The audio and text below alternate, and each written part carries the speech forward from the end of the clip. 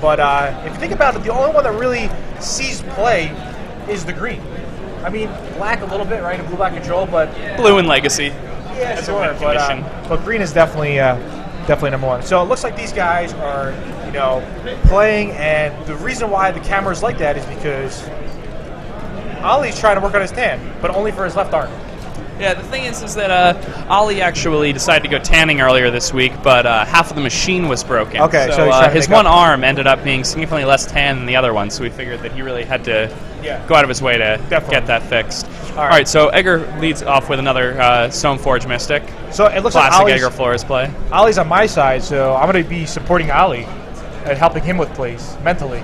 Okay, and Edgar's on my side. Yeah. So is it true that Edgar is in the army with that hat, or he just likes G.I. Joes?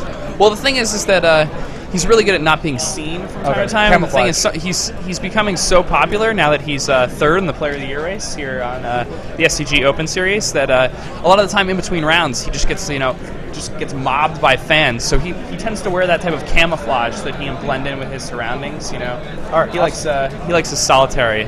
All right, good. So Ali went with the turn 2 chalice, going for the mana ramp, and looks like Edgar didn't really have much to do. He was probably holding up mana leak and possibly going to sneak in a sword if he has the extra mana. So he's going for a Baby Jace right there. Let's see if he resolves. I mean, he's picking up dice. And, wow. Right, so okay. Baby Jace hits play. Wow. Oh. And they both draw a card. So Baby Jace is on 5 counters. So Ali's not messing around. That brings it right up to 5 counters. Edgar puts in a sword. No surprise there. Edgar can kind of fight this card advantage war right now by... I mean, he's definitely going to go for the attack on Ali. Yeah. All right, so Ali takes it. What a lot of people don't do is a lot of times in the matchup, they just think that they're going to chump block with their hawk, so they don't actually play spells before combat. And then the sword doesn't have the full effect. It only does a discard pretty much, So, all right, Edgar drops a Mortar Pod. And, I mean, right now, Edgar's got a great start. All right, so Ali's going to try to get some cards back with Jace right now. So, he draws into a bigger Jace.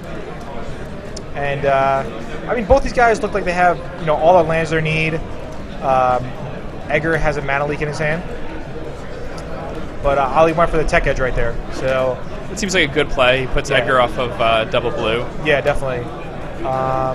Do you think Edgar messed up by? I mean, the thing was that he has Spell Pierce in his deck. So if he, in that scenario, if he left open, blue white, then he could actually have access to Spell Pierce. Does he have Spell Pierce in his hand? I don't believe he does. Oh, you don't believe he does? Okay. So. Lots of times everyone's got to be careful with their non-basics and when other people have tech edges. Because lots of times it's better to leave open, island planes rather than 2 dual lanes.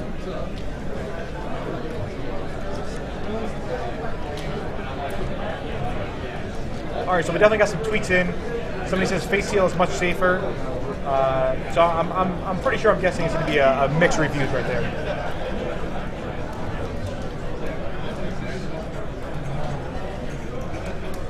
All right, so the equipped Mortar Pod token obviously gets tapped by the Tumble Magnet, and now it's back to Ali's turn. So it looks like Ali has drawn isn't it a Mystifying Maze, really? Yeah, okay, so it looks like Ali has a Mystifying Maze. Ooh, that's pretty good defense. Yeah, a lot of people started playing that now because, once you hit 5 mana, it shuts off their sword. So it kind of works as a late game disenchantment. Ali goes for another tech edge. So let's see what Edgar does here. I mean, this game is still early, but personally, I still like Edgar's position. Eventually, a Tumble Magnet's going to run out of counters, and I mean, Edgar's not missing any of his land drops. 2 of his lands are in his graveyard, but it doesn't matter because he just keeps drawing lands. And Ali's deck is actually significantly more mana hungry. It is. So him tech edging might seem good now, but later on it might not really have much of it might actually backfire. So Edgar's trying for a Squadron Hawk, and it's going to resolve.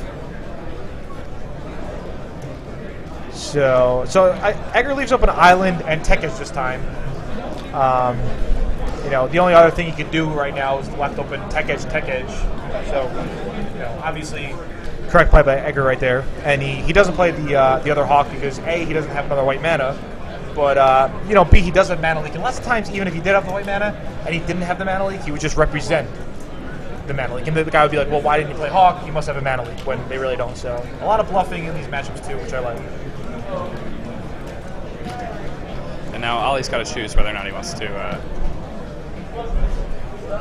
Oh, that's nice. So Ollie chose not to play his maze. He's making sure that Edgar doesn't tech edge it.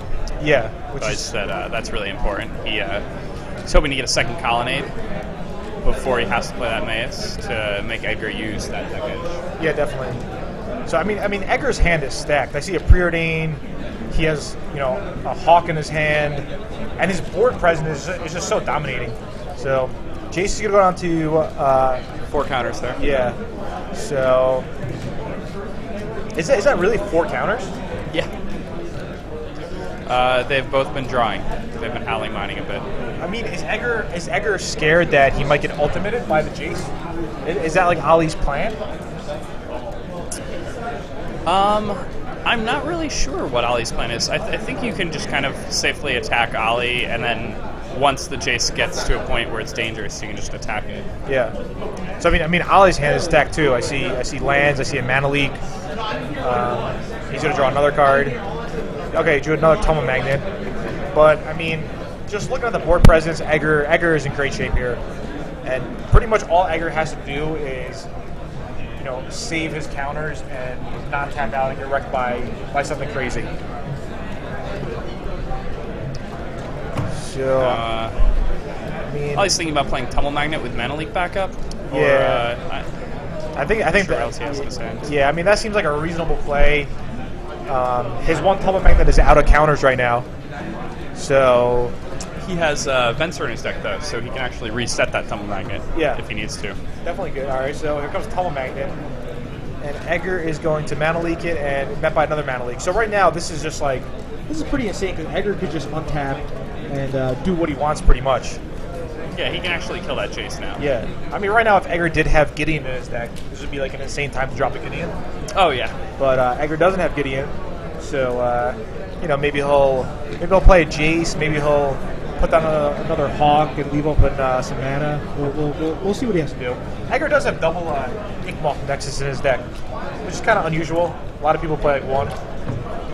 So he just has an extra guy who can hold sword or maybe get sacrificed to your Mortar Pod. Yeah. It's a good card. All right, so Edgar opens up with a Preordain. The mana is really good in the deck, so you can kind of afford to do things like that. Yeah, definitely. I mean, that's the advantage of playing the 2-color version. A lot of people, you know, are still on the Esper version, still on the version with red, but you can't really play Tech Edge or Inkmoth Nexus in those versions without, you know, really hurting your mana. So Jace is killed, and we'll see what Ollie's gonna do on his turn, because I mean he's gonna need something big right here, or Edgar's just gonna, you know, keep pounding away, getting more and more card advantage. And once again, Ollie is still working on his left hand. Actually, for game 2, they're gonna switch sides because Edgar is getting a little jealous, and is gonna try to get a tan for his arm as well. Yeah, the left arm tan is something that you know, it's kind of an advantage. Yeah, I mean, playing Magic, you know, it throws your opponents off in such a way that it's really hard to play well when your opponent has on even tan. It's highly recommended. You know, if you're going on an interview, going out with a girl, just left arm tan is what you want to be doing. Yeah, it's really especially this season. Yeah. So all right, so Baby Jace is gonna kill Jace the Mind Sculptor, but I mean, it's just. Yeah, like... Looks like it's too little too late at this point. Yeah, Ollie's going to have to try to come up with a good sideboard plan or just get... I mean, his draw was pretty good. Maybe he's just got to hope for Edgar to get a worse draw for him to have a really shot, a shot this match. Ollie's got some interesting cards in his sideboard, such as Mindslaver. Good enough for Mindslaver, guys. Come on, let's not see it very often. But another card, perfect. An Archive Trap. Give it up for Archive Trap. Come on, Archive Trap, guys. Yeah, That's kind of a strange one. Well, I mean, he's going to bring Archive Trap versus Edgar. Edgar's going to go for a Hawk. He's going to trap him. Maybe flip over a bunch of other Hawks. Maybe kill a sword or two. And then if the game goes long, he's going to deck him. So, just like people used to do back in the day, deck the other guy with Millstone. But instead of Millstone, he's got Archive Trap. He can actually get like a turn. What is it? Turn 4 kill. Ladies and gentlemen, we have 4 open seats four and a $10 draft. One open seat for an EDH game. Maybe a turn 5 or 6 $10 kill. draft EDH standard legacy winner boxes.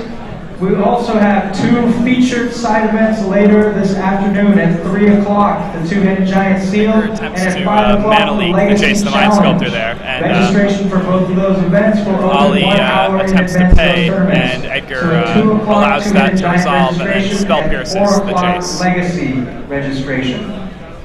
All right, for everybody at home, there was a bunch of tournaments going on. That's one of the fun parts about coming to these Star City Games Open Series events. So there are tournaments going on all the time. So even if you go 0-2, 0-3, you got tournaments. All right, so Edgar's moving his sword. He's getting ready for an attack here. He now has 2 swords going, so Ali's definitely going to get cracked by one of them. Yeah, I mean, I don't even know what Ali could hope for right now. It's just, I mean, it definitely looks bad for him. Yeah, Edgar tapped out like this. You know, Ali could draw a Day of Judgment. No. It's the other way around. I'm sorry. Yeah. So it's just, I mean, it looks like Edgar's got a pretty much a hammer lock on this game. So he's definitely in good shape. But in Magic, it's best 2 out of 3. So Ali still got a shot, guys. And I'm interesting. I want to see if the Archive Trap is really a good plan. So, because he's got fetch lands, he's got Hawks, he's got a lot of way to search his deck. So it's 5 mana for everybody home. It's 5 mana Archive Trap, or 0 mana if they search their deck. So. And you build them for 13 cards, I believe. Yeah, 13 cards. So, Math Major, Jake Van Lunen, 13 times 4. What are we looking at? 52. All right, so it could be a turn. It could be technically a turn 2 kill, right? Yeah. Well, I mean, if your opponent preordains. Turn 1 kill? Like sack land? Yeah, if they're on the draw. So, sack land? Yeah, so turn 1 kill in type 2, everybody. Yeah, they're like turn 1, fetch land, tap my land, preordain, and you're like, 4 Archive Traps, buddy. And then they lose. Yeah. That's all it takes. Yeah, definitely. 4 Archive Traps in your opening hand. This is good. This is good. This is perfect. This is perfect. All right, here comes Day of Judgment. Let's see what Edgar has. I really can't see his hand, but if I was a betting guy, I would say Edgar has absolutely nothing. And we've seen this because he's picking up his cards, it looks like. All right, so maybe Ali has a chance. Yeah. I don't know. It looked like a game where Edgar had complete control, but I guess that's what Day of Judgment does. And now Edgar used 2 counter spells to deal with that Jace. And he pretty much could have just attacked that Jace and killed it if he had wanted to. Yeah. So it's interesting that Edgar chose to use all those counter spells. Yeah, it looks like Edgar has an Into the Royal in his hand. But, I mean, yeah, I don't know. Edgar's still going to win this game. Edgar is going to Tech Edge the Mystifying Maze. Then he's going to untap and put 2 swords on the Inkmoth Nexus. If my, let's see if he's going to make the play that I would make. So he's pondering, and I mean, I would just get rid of the maze right now. Yep, all right, so he gets rid of the maze. He's going to draw. I mean, it doesn't really matter what he draws. I don't think his play's going to change. I think the plan is just to activate that Inkmoth Nexus, and all right, there it goes. Yep. Sword number 1. I would just do both swords. Oh, yeah. Yeah. I mean, Ali doesn't have any charge counters left on those Tome Magnets, right? I mean, I don't really understand why did he only do 1 sword? I mean, I guess it doesn't matter that much, but it still seems... I mean, it leaves Ali with a card, and it just doesn't seem like you're going to get to untap the lands anyway, and it's not like you really need to represent, like, a mana leak for any reason. Like, your opponent knows you don't have a mana leak. Well, I mean, like, he could have had a mana leak because he had more mana for Day of Judgment, but... I mean, but it won't even be that good. Yeah. All right. So now we got the poisons up, and hopefully everybody at home can see the poison counters, because that's the reason why I like to watch this match, because of the poison counters. Oh yeah. Please be back at the side fence portion Edgar of the Flores stage. with white blue poison. Number 1, please come on back. Yeah. With classic blue white control. So I think Ali is. So he plays a chalice for 1. I mean, Ali's plan now is to just activate the colonnade, chump block 1 turn. I mean, it's just, it's. You know what Edgar should have done there? Edgar should have bounced the ever-flowing chalice with the Into the Royal, so he couldn't even have enough mana for the colonnade. But I don't know. I guess when people are winning, they, I mean, he also has Tech Edge, but it's, I don't know. Either way, Edgar's gonna win this game. So. It looks pretty locked up at this point. Yeah. He's still got a lot of gas in hand, too. Yeah, he does, yeah. It was all from that Ali's giving him Jace cards, Yeah. What is this? Oh, White Sun Zenith? Ooh. That's interesting. So, I guess maybe this is something that you don't really see very often, but, yeah. All right, White Sun Zenith, yeah. Edgar's just saying, okay, that's going to resolve. It's not going to do anything, pretty much. Edgar's not really worried about that. Yeah. It's like, all right, it's fine. You go to 4. Hopefully he has Rashad tokens. Nope. Is he really going to just settle for soldier tokens or cat tokens? I love the Rashad. Are these cats? Or are these? Anthony Wilson, oh, they're not even cats. Personally, my favorite Rashad token is the one where he has the hat on. It's my favorite hat that he owns. So, do you know if the bingo hat thing is still going on? I'm not sure. Okay, we should find out from Rashad later. All right, so Edgar passes the turn. Ali shuffling from his White Sun Zenith. Yeah. When the Zenith cards first came out, nobody shuffled. Because everybody just kept forgetting. They just put it right back into their graveyard. Yeah. Now, when I use cat tokens, I generally like to use pictures of dogs, Polaroids. I just like to make a statement like that, Definitely, yeah. All right, so I mean, I don't really know what. I mean, Ali's just, pretty much dead next turn. And, he just scoops. Yeah, all right, it makes sense. So Edgar's up a game. Pretty much the whole match, we thought Edgar would win. There was maybe a moment of hope for Ali, but Edgar took it down. I mean, Edgar's really good with his Callblade deck. So. Yeah, I mean, there was a moment where after he played that Day of Judgment, Ali could have ripped the Sun Titan and okay spot. Yeah. I mean, he only has one Sight Titan in his deck. Maybe a Baneslayer would have been better. That would have been fine. Yeah, Baneslayer would have been good. So it looks like Ali's going to bring in 4 Archive Traps. I mean, the Archive Traps are for Valakut number 1. But I think it's just as good versus Callblade. So, in my opinion, I would bring in 4 Archive Traps. I would bring in the Mindslaver just because I really like. Give it up for Mindslaver one more time, guys. Yeah. Mindslaver, all right. I mean, how much fun is it to when your opponent has a Mortar Pot in play and you Mindslaver? Yeah, it's pretty good. It's pretty exciting. To start tech edging their own lands. He's also going to bring in a Crystal Ball. For you guys who don't know Crystal Ball, it's that's a good card. It's a Sensei Divining Top that never was. We could call it that. Yes, it's a 3-mana artifact from M11. Tap 1, scry 2. So, I mean, it actually is pretty close to a Sensei Divining Top. I think the ability is actually more powerful. It's just that it costs 3, and its ability it doesn't have it can't put itself on top to draw the card. Yeah. I mean, and it's only 2 cards, Yeah, but you get to put them on the bottom when they're not. Yeah, but you don't get to see all 3 cards at once. Because you don't get the max. But I mean, Sensei's Dividing Top, it's like putting it on the bottom anyway. Because you just shuffle the punch lines and things like that. Yeah, I mean, it's a fine replacement. And then, he might bring in maybe another Baneslayer Angel. I'm not really sure exactly what his plan is. He could also be boarding out some Baneslayer Angels, depending on how he thinks Edgar is going to board. But I mean, I do think Baneslayer and Sun Titan is powerful, so I guess he might want to bring in the extra Sun Titan and the extra Baneslayer and go 3 Baneslayers, 2 Sun Titans after board. And now I think Edgar's probably going to want to bring in his Divine Offerings here. You saw the Tumble Magnets, so I bunch balances. They're definitely going to have targets, and he's actually got a pretty good main deck against Ali, despite his, condemns. Yeah, he's going to bring out Condemned. He's going to bring out Mortar Pod. And on the other hand, Ollie's going to, you know, leave in his condemns. I don't know if he actually takes out the border pod, because he has Wrath. So sometimes when you already have swords in play, you want to be able to Stoneforge for just an extra body, in case they Wrath, so you can like play it and then equip the swords and things like that. Yeah. Like I kind of like keeping in like one equipment that's also a guy. Yeah, I mean, well, Edgar's going to bring in 2 Sun Titans and 2 Divine Offerings. So that's 4 cards. And, I mean, Edgar has Gideon's in his board, so maybe it's really tough to determine how people are going to board. Because everybody thinks differently, you know? So that's true. Yeah. Personally, I would bring in Sun Titans and Divine Offerings for condemns. Okay, yeah, it makes some sense. Makes some sense, definitely. So, everybody at home, this is round 3 of the Charlotte Star City Games Open. I'm Gerard Fabiano here with Jacob Van Lunen, Pro Tour champion Jacob Van Lunen. And hopefully the rest of the day is going to go by you know, really, really great, and we're going to get a lot of different matches.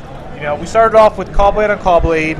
Now it's Callblade versus Blue-White, and I'm pretty sure next match is going to be something definitely different. So, because we've seen a lot of Callblade before, but we haven't seen too much Blue-White, and Ali usually brings his own creation. So he's a pretty well-known rogue deck builder.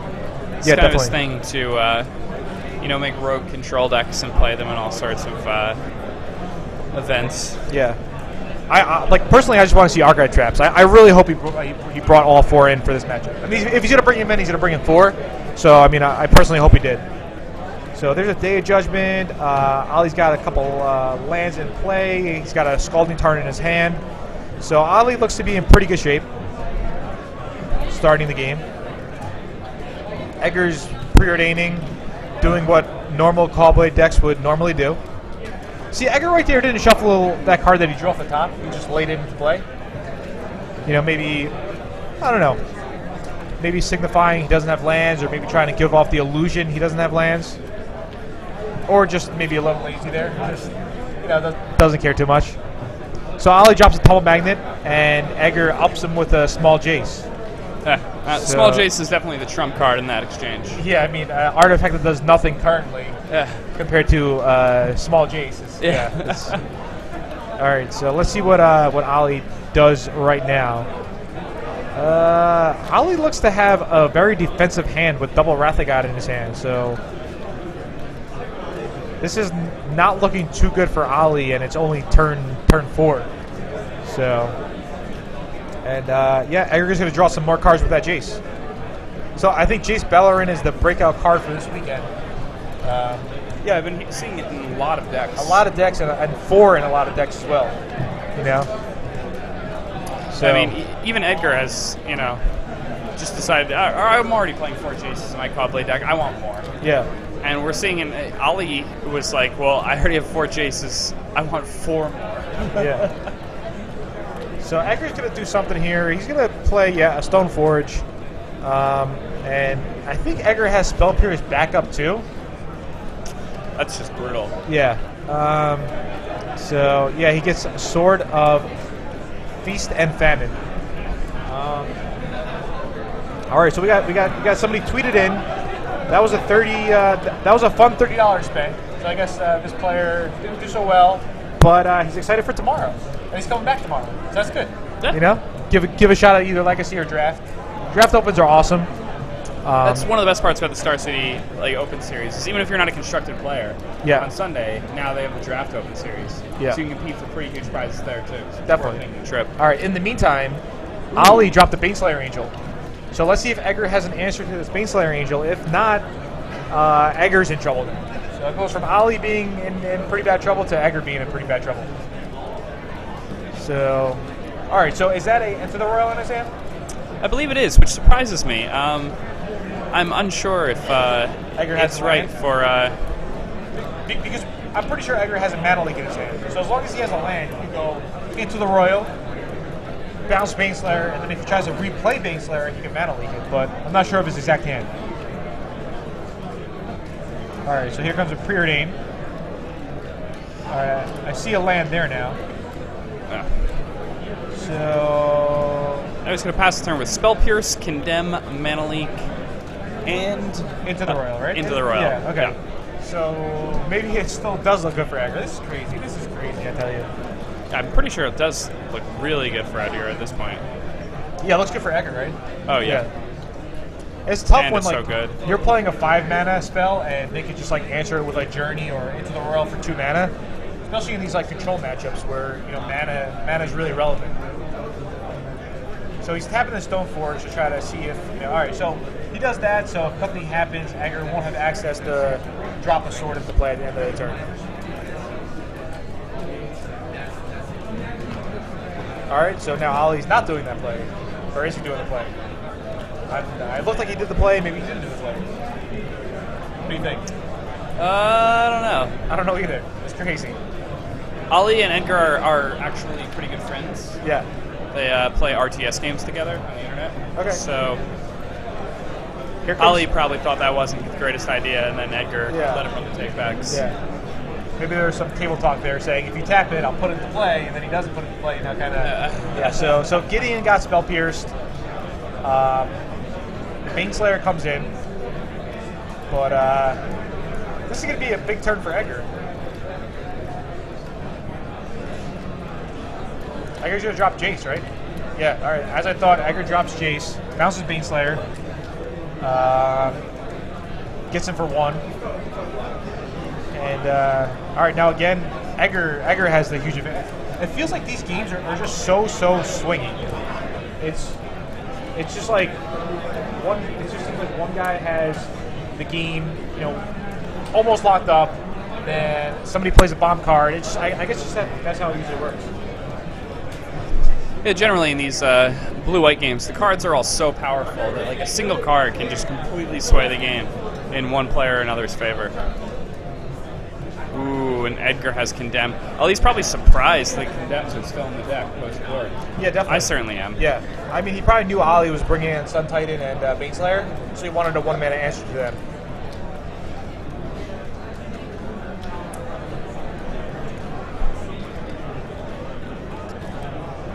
All right, so, I mean, Jace is in play. Once Jace hits play, it's just... Yeah, now, okay. So this game definitely is in Edgar's favor right now. So... That's the thing. Now, Edgar has the advantage. He has the Jace in play, and he's just leaning on him. Yeah, definitely. That's what you want to do there. Yeah.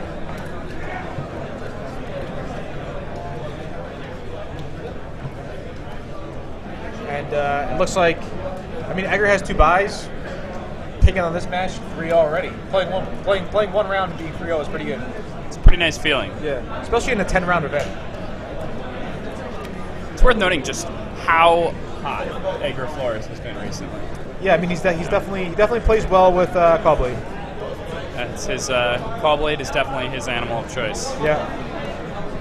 So I mean, Ollie's just down to 4 lands, nothing in play. He does have Gideon and Jace in his hand, but. All right, yeah, Jace by Edgar Flores. I think right now I would brainstorm. Yeah, he brainstorms just to get a card advantage right there. Double mana lead draws him too.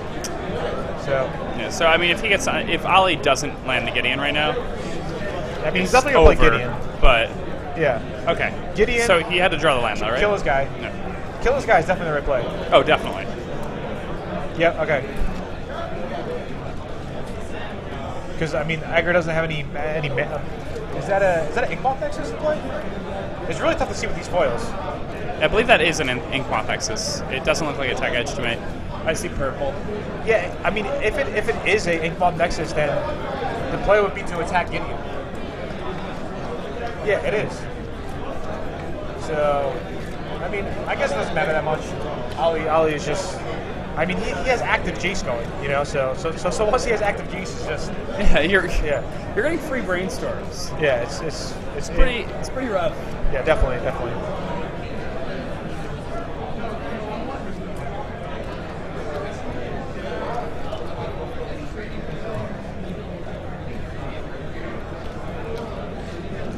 Now, let's see what Ollie's got this turn. I think he's just going to try to resolve another Baneslayer. Who, Ollie? Right here? Yeah. I mean, he draws into a Condemn, so... Well, we know Edgar has double mana leak. I mean, he doesn't know this, but, alright, mana leak. Yeah. I still think Giddy. I don't know. It's just bad shape for Ali, you know. Yeah, Edgar used Into the Royal with Kicker at the end of Ali's turn to bounce the Gideon and draw a card. So we actually have Edgar's and Ali's deck on Moto, so we might actually get a game in after this match. We'll see what happens. Yeah, we should maybe play a game with Ali's deck. I'd like to see how it does. Yeah, definitely. Loading up Moto now. Also, Moto, they have the Community Cup going on. We can talk about that later. Oh, yeah. Yeah, definitely. So, I mean, I kind of feel like Ali built his deck to be good versus Caw-Blade, but it doesn't seem like it is very good versus Caw-Blade. It's hard to do. I mean, yeah, it just seems like one step too slow to be good versus a deck that is almost always going to have a really powerful 2-drop.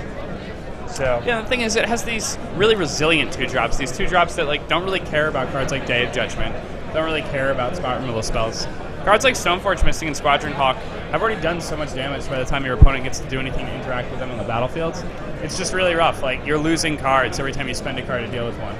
And then if that's your plan, you kind of need to focus on a tempo game.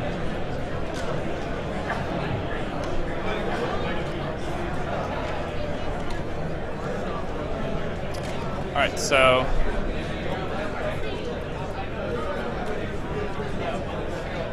Edgar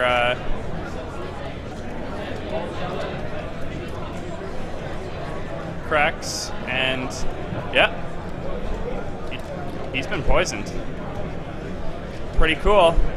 Just watched Edgar Flores win Game 2 of the Round 3 feature match by poisoning Ali Aintrazi with his Inkmoth Nexus.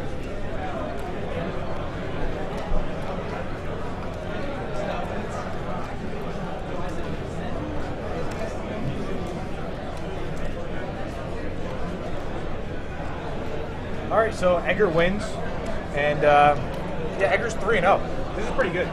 This is pretty good for Edgar.